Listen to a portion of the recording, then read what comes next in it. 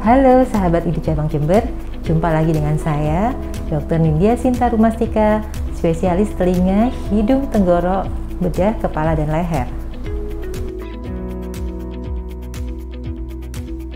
Kali ini saya berkesempatan untuk menyampaikan informasi seputar rinitis alergi.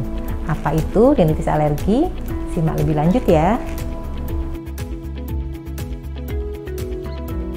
Di negara tropis seperti di Indonesia, khususnya di Jember, banyak ditemukan paparan debu rumah maupun tungau debu rumah, sehingga dapat meningkatkan angka kejadian alergi pada saluran pernafasan, yaitu salah satunya rinitis alergi. Rinitis alergi dapat menyebabkan penurunan kualitas hidup dari penderitanya, yang menyebabkan ketidakhadiran di sekolah dan tempat kerja, sehingga menyebabkan penurunan produktivitas selain peningkatan beban ekonomi karena biaya perawatan. Rinitis alergi merupakan suatu penyakit alergi yang dimediasi imunoglobulin E setelah terjadi suatu paparan terhadap mukosa hidung oleh alergen tertentu yang berasal dari indoor maupun outdoor. Contohnya, tungau debu rumah, binatang peliharaan, serangga, serbuk sari, jamur, maupun alergen yang terkait di tempat kerja. Berdasarkan rekomendasi oleh WHO ARIA, rinitis alergi diklasifikasikan berdasarkan durasi dan keparahan gejalanya, yaitu berdasarkan durasi dibagi menjadi intermittent dan persisten, sedangkan berdasarkan tingkat keparahan dibagi menjadi derajat ringan dan derajat sedang berat. Gejala klinis pada pasien rinitis alergi yaitu hidung tersumbat yang disertai pilek encer, bersin-bersin, dan gatal pada hidung. Gejala yang paling sering dan mengganggu pada orang dewasa maupun anak-anak yaitu hidung tersumbat. Gejala lain yang dapat ditemukan yaitu mata terasa gatal, berair, bengkak pada kelopak mata bawah, gatal pada mulut dan tenggorok, serta adanya nyeri kepala dan gangguan tidur. Seseorang yang menderita gejala klinis rinitis alergi akan mendapatkan pemeriksaan lebih lanjut oleh dokter, yaitu pemeriksaan nasoendoskopi, pemeriksaan tes alergi seperti IgE total, IgE spesifik, maupun skin prick test. Jika diperlukan, akan dilakukan pemeriksaan CT scan sinus paranasal untuk menegakkan diagnosis rinitis alergi. Rinitis alergi ini sebenarnya tidak berbahaya dan tidak mengancam jiwa, tetapi kondisi ini dapat mengakibatkan beberapa komplikasi seperti gangguan tidur, penurunan kualitas hidup, kadang disertai oleh asma bronkialis, timbulnya sinusitis, otitis media, dan polip hidung.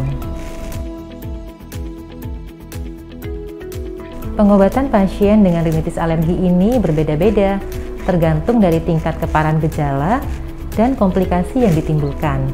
Tidak seperti penyakit lainnya yang berfokus pada menurunkan morbiditas, tetapi tujuan dari pengobatan rinitis alergi ini untuk meminimalkan gejala sehingga dapat mengurangi penderitaan pasien dan meningkatkan kualitas hidup pasien.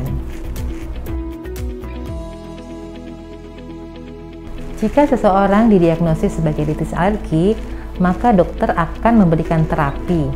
Terapi di sini adalah terapi non-farmakologi, terapi farmakologi, maupun terapi pembedahan. Ini tergantung dari jenis dan derajat rinitis alergi maupun komplikasi yang dapat ditemukan pada pasien tersebut. Terapi non-farmakologi pada pasien dengan rinitis alergi yaitu salah satunya dengan avoidance, yakni menghindari paparan dengan alergen. Yang kedua, dengan melakukan cuci hidung secara rutin dan berkala.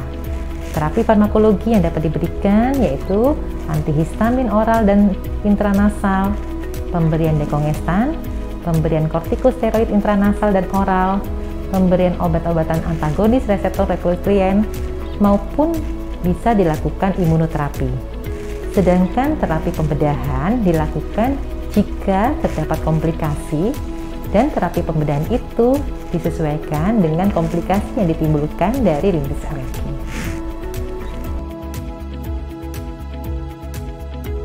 Pencegahan lebih baik dari pengobatan. Karena itu, kita harus mengetahui cara-cara mencegah untuk terjadi rintitis alergi. Salah satu contohnya yaitu yang pertama, memakai masker saat beraktivitas di luar maupun saat kita terpapar dengan alergen. Contohnya debu rumah, putik bunga, maupun bulu binatang. Yang kedua, biasakan mencuci tangan setelah beraktivitas. Yang ketiga, membersihkan lantai maupun permukaan barang-barang dengan kain yang basah. Yang keempat, hindari pemakaian karpet maupun kasur yang berbahan kapuk. Yang kelima, memastikan rumah memiliki ventilasi yang cukup baik.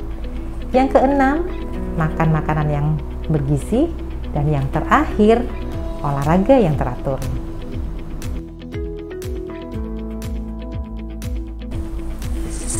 Oke, demikian penjelasan dari saya kali ini. Selanjutnya kita mau bahas topik apa lagi ya di channel YouTube ID Jember Official. Ayo tulis saran dan masukan di kolom komentar di bawah ini. Terima kasih sudah menonton video ini.